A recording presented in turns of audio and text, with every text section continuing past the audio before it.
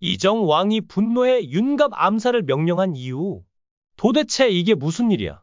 대궐 안, 어둠이 짙게 깔린 밤. 달빛조차 감히 비추지 못하는 금지된 복도 끝에서 이정 임금의 그림자가 흔들리고 있었다. 그의 눈빛은 얼음처럼 차갑고 손에 쥔 옥새는 분노로 떨리고 있었다.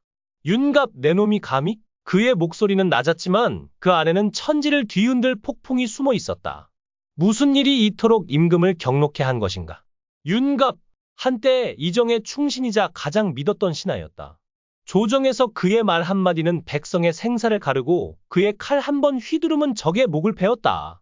그런데 어찌하여 임금은 그를 죽이려 하는가? 대체 무슨 일이 벌어진 것인가? 원귀는 수명을 다하지 못하고 억울하게 죽거나 비명 행사하여 이승과 저승 사이를 떠도는 인간의 혼이다. 이들은 생전에 원한을 풀지 못한 채 방황하며 인간에게 해를 끼친다고 전해진다. 민간 신앙에서는 원귀가 억울한 죽음 탓에 사람을 해치려 한다고 믿었다. 이를 해소하기 위해 무당은 굿을 통해 원귀의 한을 풀어주거나 그들을 저승으로 인도한다. 하늘의 섭리는 한치의 어긋남도 용납하지 않는다. 이무기가 승천하여 용이 되려는 순간 인간의 눈에 띄면 다시 땅으로 떨어져 악신이 되는 법. 오랜 세월 전 천년의 고행 끝에 하늘로 오르려던 이무기 강철이는 한 어린아이의 맑은 눈에 띄는 바람에 용이 되지 못하고 땅으로 곤두박질 쳤다. 그 순간 천년의 꿈이 물거품이 된 강철이는 인간에 대한 깊은 증오를 품고 악신으로 거듭났다. 그로 인해 세상은 두려움에 떨었고 사람들은 강철이의 이름만 들어도 몸서리쳤다. 그러던 어느 날 강철이의 선에 한 소녀가 들어왔다. 그녀의 이름은 여리. 나라국까지 맡았던 전설적인 만신 넙덕의 하나뿐인 손녀였다. 여리는 조모의 신기를 물려받아 7살의 어린 나이에 마을 도령의 장원급제를 예언하고 도망친 살인자의 행방을 단번에 알아내는 등 신묘한 능력을 뽐냈다. 사람들은 그녀를 가리켜 장차 큰 무당이 되라 라며 기대를 한몸에 받았다. 하지만 여리의 운명은 13년 전 강철이가 그녀를 찾아오면서부터 지독하게 뒤틀리기 시작했다. 용이 되지 못한 이무기, 인간들이 가장 두려워하는 악신 강철이는 자신의 승천을 위해 여리의 비범한 신기를 노렸다. 그녀의 몸을 차지해 다시 하늘로 오르려는 야심이었다. 그러나 넙덕이 여리에게 호신용으로 건네준 경귀석은 강철이의 접근을 막는 강력한 방패였다. 분노에 찬 강철이는 여리의 삶을 하나씩 파괴하기 시작했다. 여리에게 미소를 지어주던 유일한 소년, 마을 도령 윤갑의 다리를 부러뜨리고 악신의 저주를 받은 아이, 라는 낙인을 씌워 사람들의 손가락질을 받게 만들었다. 급기야 바닷가에서 용왕굿을 하던 여리의 할머니 넙덕마저 숨지게 되자 여리의 세계는 산산이 무너졌다. 그놈 짓이다. 강철이 그 망할 악신이 내 할머니를 죽였다. 여리는 울부짖으며 무당의 운명을 거부했다. 그녀가 원한 것은 소박한 삶이었다. 애체 안경 장인으로 입에 풀칠하며 풍파 없이 평범하게 살아가는 것. 그것이 여리의 유일한 소망이었다. 그러나 운명은 그녀를 가만두지 않았다. 어느 날 그녀의 첫사랑이자 왕의 검서관이었던 윤갑의 몸에 강철이가 빙의하는 충격적인 사건이 벌어졌다. 설상가상, 여리는 원치 않게 지독한 악귀 팔척귀의 표적이 되어 왕과 나라의 운명에 깊이 얽히게 된다. 이제 강철이가 깃든 윤갑의 이야기를 들어볼 차례다. 윤갑은 타고난 약골로 몸쓰는 일엔 젬병이었지만 호리호리한 큰 키와 맑고 빼어난 얼굴을 지닌 아름다운 사내였다.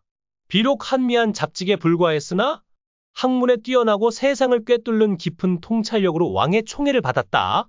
가난한 환경 속에서도 정통 교육 없이 젊은 나이에 비상한 총명함을 인정받은 그는 군사 체제와 노비제가 백성의 삶을 핍박하고 나라의 기강을 위태롭게 만든다고 비판하며 이를 개혁하자는 상소문을 올려 왕의 마음을 움직였다.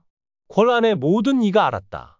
왕이 나라를 뒤바꿀 대개혁을 준비하고 있으며 그 중심에 윤갑이 있다는 것을. 그러나 정적들의 표적이 된 윤갑은 두려움 속에서도 왕을 위해 목숨을 바칠 각오가 되어 있었다. 하지만 지금 왕의 유일한 아들 원자가 몹쓸 병에 걸렸다. 이대로라면 왕의 대업과 윤갑이 꿈꿨던 세상은 모두 물거품이 될 터. 음사를 금지하는 왕의 엄격한 국법 탓에 무당을 권로 드릴 수 없는 상황. 윤갑은 눈속임으로 고향에서 제외한 여리를 애체 장인으로 위장해 권로 데려오기로 한다. 먼 옛날 서얼의 신분으로 산에서 나무를 하며 끼니를 잇던 시절. 훗날 나라에서 귀 쓰일 몸이니 책이나 보라. 며 당돌하게 말하던 유난히 눈이 커다랗던 어린 소녀 열이. 윤갑은 철저히 혼자였던 그녀의 외로움에 공감했고 당당히 세상에 맞서는 기계에 끌렸다. 만신 넙덕보다 더 큰 무당이 될 거라는 명성이 인근 마을까지 퍼졌던 열이라면 분명 원자를 구하고 왕의 대업에 힘을 보탤 수 있을 터였다. 그러나 운명은 또 한 번 그들을 비웃었다. 열이와 함께 도성으로 향하던 중 윤갑은 갑작스레 죽음을 맞이하고 그 몸은 강철이에게 빼앗기고 만다. 강철이는 열이의 경귀석을 빼앗는데 성공했으나 어찌된 일인지 윤갑의 몸에서 빠져나오지 못한다. 약해 빠진 인간의 몸에 갇힌 강철이는 밥을 먹고 배설하고 추위와 더위에 맞서야 하는 인간의 삶에 적응해야 했다. 더구나 왕의 검서관이라는 직책을 가진 몸을 빌린 대가로 지켜야 할 법도와 규칙은 끝없이 그를 괴롭혔다. 하지만 무엇보다 강철이를 혼란스럽게 한 것은 인간의 감정이었다. 슬픔, 기쁨, 설렘, 분노, 천년 동안 인간을 지켜봤지만 결코 이해하지 못했던 감정들. 특히 열이를 마주할 때마다 가슴을 저미는 묘한 감정은 그를 미치게 했다. 설상가상, 강철이가 가장 두려워하던 팔척귀와의 대면이 다가오고 있었다. 인간의 몸에 갇힌 강철이와 열이는 과연 이 사악한 악귀에 맞설 수 있을 것인가? 윤갑은 비록 한미한 잡직에 불과했으나 학문에 비상하고 세상을 꿰뚫는 날카로운 통찰력을 지녔다. 그의 깊은 시선과 예리한 필치는 왕의 마음을 사로잡았고 그로 인해 왕의 총애는 남달랐다. 그럴만도 했다. 윤갑은 가난한 환경 탓에 정통 교육을 받지 못했음에도 불구하고 젊은 나이에 남다른 총명함으로 세인의 인정을 받았다. 그는 작금의 군사 체제와 노비제가 백성의 삶을 얼마나 핍박하고 나라의 기강을 위태롭게 만드는지를 조목조목 비판하며 이를 개혁하자는 상소문을 올려 왕의 심장을 뒤흔들었다. 권한의 모든 이는 알고 있었다.